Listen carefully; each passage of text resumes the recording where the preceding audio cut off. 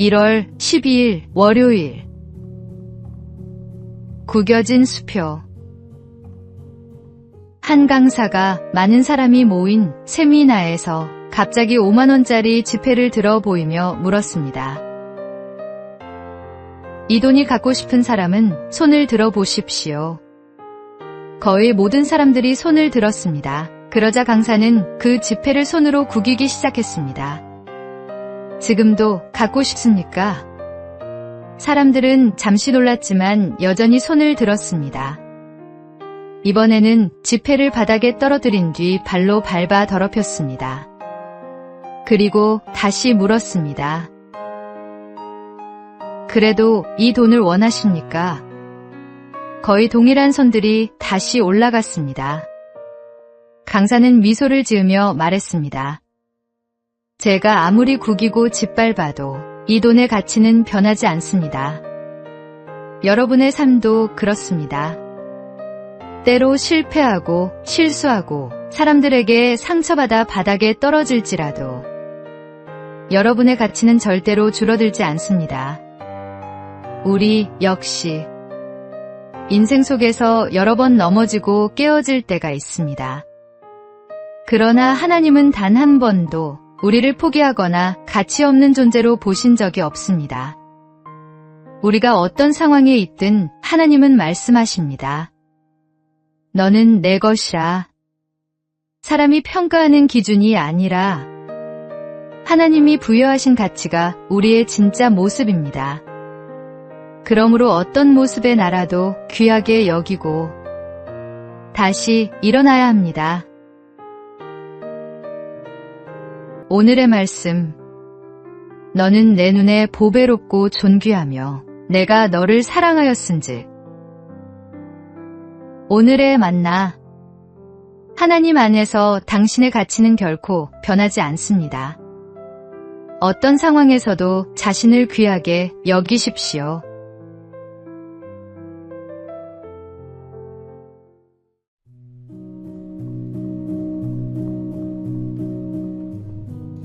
(1월 13일) 화요일. 두 그루의 나무. 한 동산에 두 그루의 나무가 있었습니다. 하나는 키도 크고 가지도 무성했지만 다른 하나는 작고 연약했습니다. 작은 나무는 자신이 자라지 못하는 이유를 큰 나무 탓으로 돌리며 늘 불평했습니다. 나무 때문에 햇빛이 안 들어. 저 나무만 없다면 나도 잘 클 텐데. 어느 날 나무꾼이 동산을 지나가자 작은 나무는 속삭였습니다. 아저씨, 저 옆에 있는 큰 나무를 베어가세요. 정말 좋을 거예요. 나무꾼은 그 말에 큰 나무를 베어갔고 작은 나무는 기뻐했습니다. 그러나 기쁨은 오래가지 않았습니다. 그늘이 되어주고 바람을 막아주던 큰 나무가 사라지자 뜨거운 햇빛과 거센 바람이 그대로 작은 나무를 덮쳤고 곧 그는 쓰러지고 말았습니다. 우리 삶에도 이런 착각이 있습니다. 누군가의 존재가 부담스럽게 느껴질 때가 있지만 알고 보면 그 사람이 우리를 보호하는 바람막이였다는 사실을 나중에서야 깨닫습니다. 예수님은 우리의 연약함을 아시는 분이며 곁에서 지켜주는 든든한 큰 나무와 같은 분입니다. 그분이 계시기에 우리는 쓰러지지 않고 그늘 아래서 다시 힘을 얻습니다. 오늘의 말씀. 여호와가 너를 항상 인도하여 메마른 곳에서도 내 영혼을 만족하게 하며 내 뼈를 견고하게 하리니. 오늘의 만나. 주님께서 우리를 지키시는 방법은 때로 우리가 이해하지 못할 수 있습니다. 그러나 그분은 가장 좋은 방법으로 우리를 보호하십니다.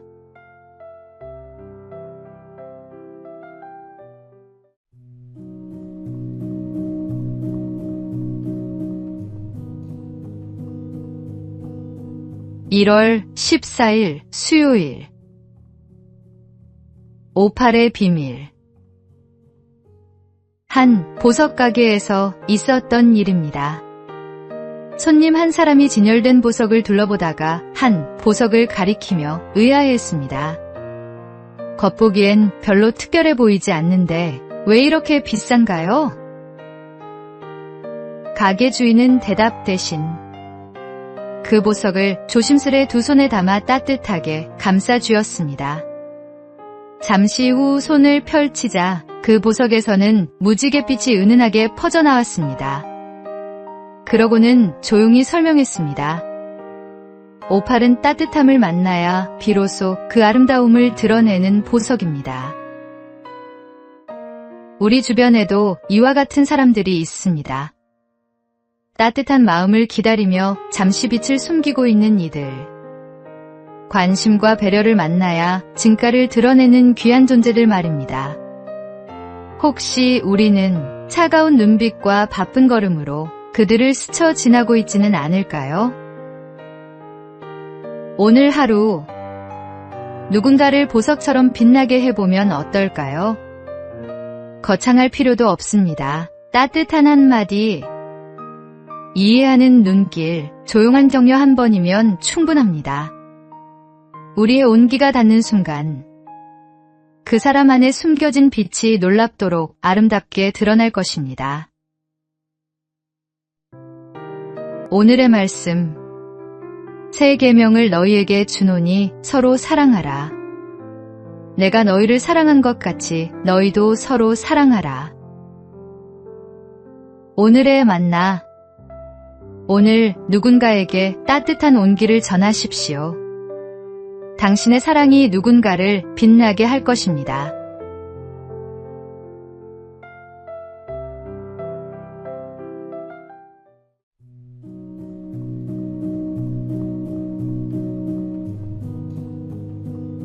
(1월 15일) 목요일. 검소함의 힘. 독일 제국의 초대 재상 비스마르크는 철혈재상이라는 강한 이미지를 갖고 있었지만 삶은 놀라울 만큼 검소한 사람이었습니다. 그는 자연을 사랑하여 세계 곳곳에서 나무를 모아 정원에 심었고 하나하나 이름표를 달아 가꾸었습니다. 그가 살던 저택도 호화로운 궁전이 아니라 낡은 병원을 수리한 집이었습니다. 침실에는 나무 침대와 대야, 체조 도구와 저울이 전부였고 권력자에게 어울릴 법한 장식품은 찾아보기 어려웠습니다. 사람은 왜 겉을 화려하게 꾸미는데 마음을 빼앗길까요? 가진 것이 많아질수록 소유가 삶을 지배하기 쉽고 겉모습이 중심을 흔들기도 합니다. 하지만 비스마르크는 검소함을 통해 마음을 지키고 맡은 자리에서 더 큰 일을 감당했습니다. 개인도 검소함 없이 위대해질 수 없고 나라와 공동체도 절제가 없이는 건강해질 수 없습니다. 새해를 맞이하여 우리 역시 외면을 꾸미는 것에 집중하기보다 내면을 가꾸는 길을 선택해야 합니다. 불필요한 것을 줄이면 해야 할 일과 지켜야 할 가치가 분명해집니다. 오늘의 말씀.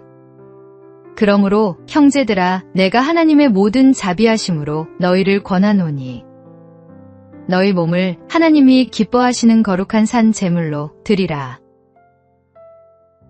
오늘의 만나.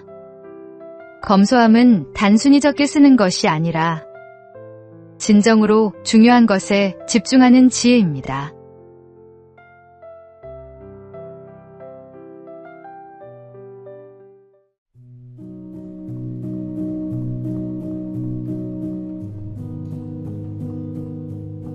(1월 16일) 금요일. 익숙함을 놓아라. 심리학에는 고착 상태라는 용어가 있습니다. 어린 시절의 습관이나 감정에 머무르며 그 안에서 안정감을 찾는 현상입니다. 찰스 슐츠의 만화 피너츠에 나오는 라이너스가 좋은 예입니다. 그는 늘 낡은 담요를 들고 다니며 담요가 있어야 마음이 편안하다고 말합니다. 누군가 왜 버리지 못하느냐고 묻자 그는 담담히 크면 이걸로 멋진 운동복을 만들 거예요 라고 답합니다. 익숙함을 놓지 못하는 모습은 우리 안에도 있습니다.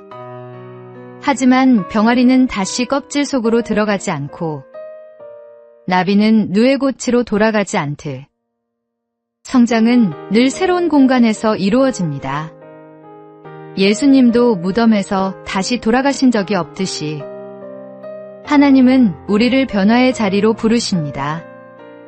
새해를 향해 다짐했음에도 며칠 만에 예전 습관으로 돌아가는 모습을 발견한다면 우리는 여전히 고착의 틀 속에 머물러 있는 것일지도 모릅니다.